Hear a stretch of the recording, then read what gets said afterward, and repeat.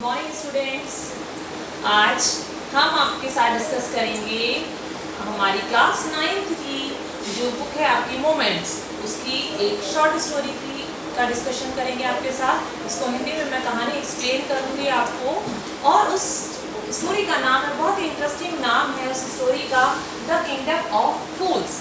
जैसा कि नाम से ही लग रहा है कि द किंगडम ऑफ फूल्स, यानी कोई किंगडम है जिसमें पागल लोग रहते हैं। मूर्ख मीन्स पागल, बेवकूफ लोग रहते हैं। तो उसी कहानी हम स्टार्ट करते हैं। इस कहानी के कैरेक्टर्स को मैंने ड्रॉ किया है इस बोर्ड पे, आप देख सकते हैं। सबसे इम्पोर्टेंट जो कैरेक्टर है इसमें आता है किंग। इसका जो किंग है वो बिल्कुल मूर्ख है। इस कहानी का जो किंगडम है और उसका जो किंग है वो बहुत बुद्धू किस्म का व्यक्ति है, सारे डिसीजन रॉन्ग लेता है। उसके साथ उसका एक मूर्ख मिनिस्टर भी है। ये दोनों मिलकर डिसाइड करते हैं अपने राज्य के लिए कि हम लोग पूरा दिन भर सोएंगे और रात को हम जागेंगे। यहाँ पर कोई भी दिन भर नहीं जागता है, पूरी रात ये लोग जागे रहते हैं। और इनका जो शॉपिंग वगैरह है, सब कुछ है, सारी दिनचर्या इनकी रात को होती है। मतलब आप रिवर्स कर लीजिए, जो काम हम दिन में करते हैं वो काम ये रात को करते हैं। इनकी लाइफ स्टाइल कुछ ऐसी थी, ये डिसीजन राजा द्वारा लिया जाता है कि हम कुछ अलग, कुछ हम डिफरेंट करते हैं अपने राज्य के लिए। और फिर क्या होता है कि उस राज्य में एक गुरु और एक सेंट आते हैं। जब ये दोनों आते हैं तो इनको कुछ अजीब सा लगता है देखकर, क्योंकि ये तो डे टाइम में आते हैं। Everybody was sleeping. ये क्या हो रहा है यहाँ पर, कुछ समझ ही नहीं आ रहा है इस किंगडम को देख के। फिर धीरे धीरे रात का समय होता है। जब रात का समय आता है तो मार्केट खुलने लगती है। ये लोग मार्केट घूमने विजिट करने जाते हैं। इनको भूख लगती है तो ये वहाँ पर कुछ खरीदारी भी करते हैं। एक बहुत ही इंपॉर्टेंट फीचर मैं आपको बताती हूँ यहाँ का शॉपिंग का, जो कि बड़े ऐसा हास्यप्रद सा लगता है। वहाँ पर एक डूडू जैसे कॉइन टाइप, जैसे हमारे यहाँ करेंसी होती है, वो एक डूडू मतलब ये समझ लीजिए आप 1 रुपया। तो वहाँ पर हर सामान 1 रुपये का मिलता था। कुछ भी ले लीजिए, कितना भी सामान खरीद लीजिए, 1 लेंगे क्वांटिटी में तो भी 1 रुपीज़ का, 100 लेंगे तो भी 1। तो जो डिसाइपल होता है ना, गुरु के साथ जो डिसाइपल होता है वो बड़ा खुश हो जाता है देख के कि अरे सारा सामान 1 ही रुपये का मिलेगा, बड़े मजे की चीज़ें। खूब खाता है वहाँ पे, खूब एंजॉय करता है। लेकिन गुरु बड़े इंटेलिजेंट होते हैं, तो गुरु कहते हैं नहीं नहीं, मुझे लगता है ये जो प्लेस है, ये जो किंगडम है, ये हमारे रहने के लिए सुटेबल नहीं है और हमें यहाँ से मूव कर जाना चाहिए। क्योंकि गुरु जान जाते हैं कि यहाँ पर ज़रूर कुछ गड़बड़ है।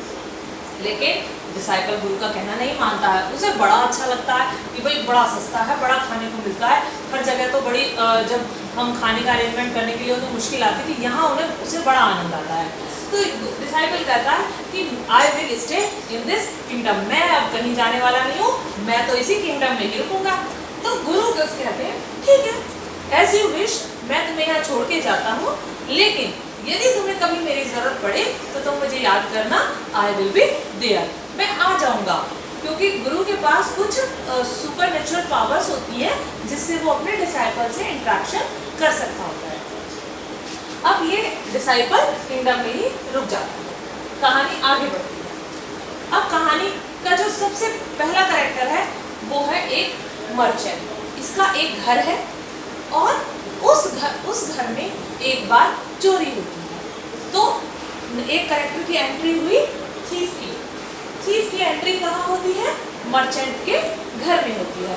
अब मर्चेंट की घर की जो दीवार होती है, थीफ उसमें होल करता है एंटर करने के लिए। जब वो होल बनाता है एंटर करने के लिए तो वो दीवार गिर जाती है और थीफ उस दीवार के नीचे दबकर मर जाता है। ये थीफ, इसकी डेथ हो जाती है क्योंकि दीवार गिर जाती है। अब इस थीफ का जो भाई होता है, ब्रदर, थीफ का ब्रदर भागा जाता है किंग के पास। क्या कराने के लिए? जस्टिस लेने के लिए जाता है कि मेरे भाई की डेथ इस दीवार के गिरने से हुई है, तो मुझे इसका कुछ जो है इसका कंपनसेट मिलना चाहिए। तो थीफ जाता है राजा के पास। राजा पूछता है व्हाट इज द मैटर। तो किंग को बताया जाता है कि मेरा जो भाई था वो मर्चेंट के घर में जो चोरी कर रहा था और मर्चेंट की दीवार गिर गई, तो इसमें गलती किसकी है? मर्चेंट की। आपको मर्चेंट को कोई पनिशमेंट देना पड़ेगा। राजा मर्चेंट को बुलवाता है, मर्चेंट आता है। मर्चेंट कहता है कि ये जो दीवार है ना राजा जी, ये दीवार जिस मजदूर ने बनाई थी ये उसकी गलती है, मेरी इसमें कोई गलती नहीं है। अब ये किसमें गलती डाल देता है, एक मैसन पर गलती डाल देता है कि ये तो दीवार बनाने वाली ही गलती है। राजा सोचता है हाँ बात तो मर्चेंट सही कह रहा है, क्योंकि राजा तो पता ही आपको मूर्ख था।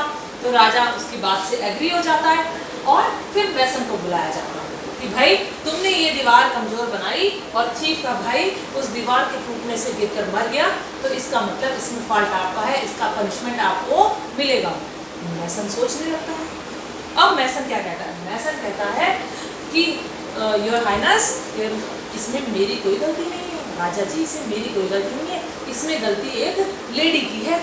भाई लेडी की गलती कैसे है, इस पूरे जितने कैरेक्टर्स इस स्टोरी के सब में केवल एक ही फीमेल कैरेक्टर है, दैट इज डांसर।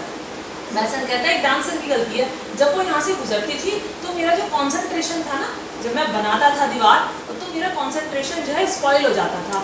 जब वो यहाँ से बार बार निकल कर जाती थी, ऊपर नीचे चढ़ कर जाती थी, तो मेरे को जो है मेरा कॉन्सेंट्रेशन इंटरप्ट हो जाता था।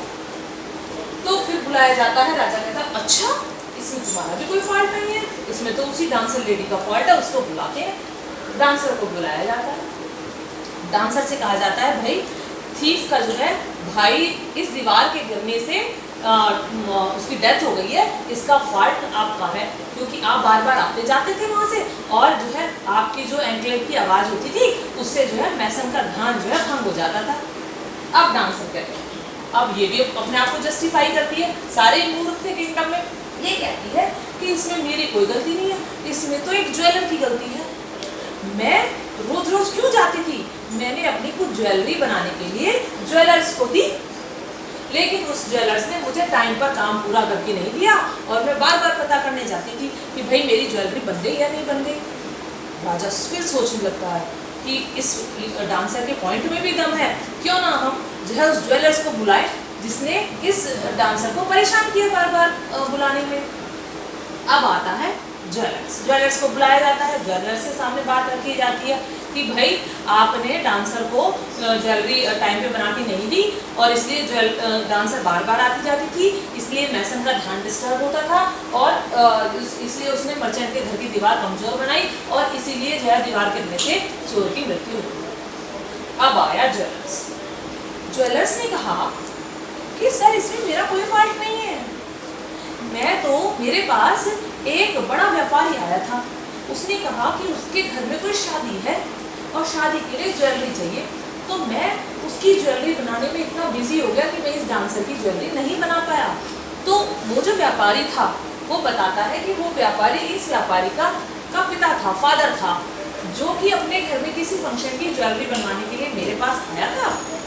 तो मैं तो उसी मर्चेंट की ज्वेलरी बनाने में इतना बिजी हो गया कि इस डांसर की ज्वेलरी लेट हो गई। इसमें मेरा कोई फॉल्ट नहीं है, इसमें फॉल्ट उस मर्चेंट का है जो जिसके घर में शादी थी और जो है मुझसे जो है ज्वेलरी बनवाने के लिए उसने मुझे प्रेशराइज किया। अब राजा ने फिर से मर्चेंट को कटघरे में खड़ा कर लिया कि भाई सारी बात घूमकर आप पे आई, जब आप अपने पिता की संपत्ति का उपभोग कर रहे हो तो अपने पिता की गलती की भी सजा आपको ही मिलेगी, क्योंकि इस मर्चेंट के फादर ने ज्वेलर्स को परेशान किया, ज्वेलर्स ने डांसर को परेशान किया, डांसर ने मैसन को परेशान किया। ठीक है, तो फिर बात आ गई कि चलो भाई एक स्टैक बनवाते हैं। स्टैक क्या होता है, स्टैक ऐसा प्लेस होता है जिसमें गर्दन रखकर ऊपर से गर्दन को कट कर दिया जाता है, ऐसा प्लेस ऐसी स्टैक बनाने का ऑर्डर दिया जाता है। अब वो स्टैक बनकर आ जाता है। अब जब स्टैक बनकर आता है तो देखा जाता है कि वो बड़ा ब्रॉड होता है और जो मर्चेंट होता है वो उसकी गर्दन बेचारे की बड़ी पतली होती है, वो बड़ा दुबला पतला कमजोर सा होता है, उसकी गर्दन इतनी पतली होती है कि वो इसके लिए फिट नहीं होती है। अब राजा फिर परेशान हो जाता है कि पनिशमेंट इस हम मर्चेंट को तो दे ही नहीं सकते क्योंकि ये स्टैटिस में इसकी फिट ही नहीं होता है। तो उन्होंने मिनिस्टर को ऑर्डर दिया कि पूरे किंगडम में ऐसा व्यक्ति ढूंढ के लाओ जिसकी गर्दन जो है इस स्टैक में फिट हो जाए। अब मर्चेंट जाता है, मर्चेंट जानते हैं किसको पकड़ कर लाता है, मर्चेंट लाता है डिसाइपल को पकड़ के, जो गुरु के साथ डिसाइपल आया था, जो खूब खा पी के मोटा हो गया था, फ्री में एक डोडू में सारी चीज़ें खा खा के उसने अपनी हेल्थ बना ली थी और उसको पकड़कर फिर मिनिस्टर लेकर आता है। और राजा उस डिसाइपल से कहता है भाई आप जो है इस स्टैक के लिए बिल्कुल फिट हो। डिसाइपल की कोई गलती नहीं थी, उसे कुछ समझ नहीं आ रहा था क्या हो रहा है, पर राजा कहता है कि आप इस स्टैक के लिए फिट हो, आपको पनिशमेंट दिया जाएगा। अब डिसाइपल को अपने गुरु की बात याद आती है कि जब भी तुम किसी प्रॉब्लम में हो मुझे याद करना। और वैसे भी डिसाइपल को, शिष्य को जब किसी समस्या में होता है तो अपने गुरु की याद आती है। अब मेंटल लेवल पे जाकर उसको रिकॉल करते हैं गुरु को डिसाइपल, तो गुरु को पता लग जाता है कि मेरा शिष्य मुझे बुला रहा है। गुरु वहाँ पर सडनली आ जाते हैं। मैंने पहले ही बताया गुरु के पास सुपरनेचुरल पावर्स होती है, तो वो अपने रिलीजियस पावर से वहाँ पर तुरंत प्रेजेंट हो जाते हैं। अब जब गुरु यहाँ आता है और डिसाइपल की आपस में बातचीत होती है, सारी सिचुएशन को गुरु समझ चुका होता है due to his religious power. अब गुरु शिष्य के कान में कुछ फुसफुसाता है, ठीक है, कुछ पता नहीं चलता क्या कहता है। थोड़ी ही देर में दोनों कहने लगते हैं। गुरु कहता है मैं इस स्टैक पे चलूंगा, मुझे मारा जाए। डिसाइपल कहता है मुझे मारा जाए, मेरी गर्दन काटी जाए, मुझे पनिशमेंट दिया जाए। दोनों बार बार बार बार यही बात करते हैं। गुरु कहता है मुझे मारा जाए, शिष्य कहता है मुझे मारा जाए। अब राजा फिर कंफ्यूज कि आखिर ऐसा क्या है जो दोनों मरने के लिए उतावले हो रहे हैं। मतलब इंसान तो मरने से बचता है, यहाँ गुरु भी कहे जा रहा है मुझे मरना है, मुझे मरना है, मुझे काट दीजिए, मेरी गर्दन काट दीजिए। शिष्य कह रहा है कि नहीं, गुरु की नहीं, मेरी गर्दन काट दीजिए, जबकि वो राजा जानता था इन दोनों ने कुछ किया ही नहीं था। अब राजा कहता है पहले तो मैं ये जानूंगा कि आखिर माजरा क्या है कि तुम दोनों इतने उतावले क्यों हो रहे हो जो है इस स्टैक से कटने के लिए। तो ये गुरु बताता है।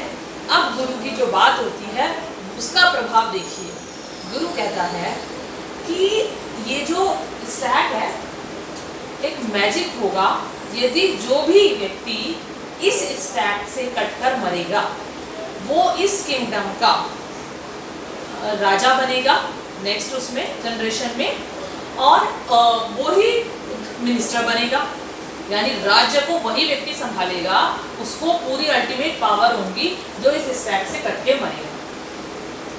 अब राजा की बात समझ में आ जाती है। राजा सोचता है ओहो, राज्य के लालच में दोनों मरने के लिए उतावले हुए हैं। राजा मिनिस्टर से कहता है इन दोनों को जेल में बंद करा दिया जाए। दोनों को जेल में बंद करा दिया जाता है। आधी रात को राजा अब सोचता रहता है क्या करना चाहिए, क्या करना चाहिए। मूर्ख तो होता ही है, सारे डिसीजन मूर्खता वाले ही लेता है। तो सोचता है क्यों ना मैं और मिनिस्टर ही इस स्टैक पे करके मर जाएं, और जो है जिससे कि हमें नेक्स्ट जनरेशन जब हमारी होगी, नेक्स्ट जन्म जब हमारा होगा तो हम फिर से राजा बन जाएंगे। ऐसा वो सोच लेता है। आधी रात को जाते हैं और गुरु और चेले के कपड़े चेंज करवा के खुद पहन लेते हैं दोनों, और उसके बाद स्टैक जो यहाँ पर जो मिनिस्टर होता है जिसकी ड्यूटी लगी होती है कट करने की, वहाँ पर अपना खुद का सर रखकर और उनको आदेश दे देते हैं कि हमें हमारा सर कलम कर दिया जाए, यानी काट दिया जाए। अर्थात जो है राजा और मिनिस्टर दोनों ही स्टैक में मारे जाते हैं, यानी ये पनिशमेंट सारा उन्हीं को मिल जाता है क्योंकि उन्होंने अपने सारे किंगडम में उल्टे सुल्टे रूल लगाए होते हैं। सारी चीज़ें रिवर्स करते हैं, सारी चीज़ें रिवर्स करते थे। तो जो वहाँ के लोग भी थे ना वो बड़े परेशान होते हैं, उनको इस मूर्ख राजा से और मूर्ख मिनिस्टर से मुक्ति मिल जाती है, क्योंकि कहते हैं जैसे राजा वैसी प्रजा। तो प्रजा भी जो है मूर्खतापूर्ण कार्य करने लगी थी, मूर्खतापूर्ण आदेशों से राजा के, और फिर प्रजा को मुक्ति मिल जाती है, किंगडम को मूर्खों से मुक्ति मिल जाती है, और फिर उसके बाद वो गुरु और डिसाइपल को राजा और मिनिस्टर बना देते हैं। ये कहानी यहाँ पर ख़त्म होती है। इसके बाद हम नेक्स्ट कहानी मोमेंट्स की इसी तरह स्टडी करेंगे। Thank you.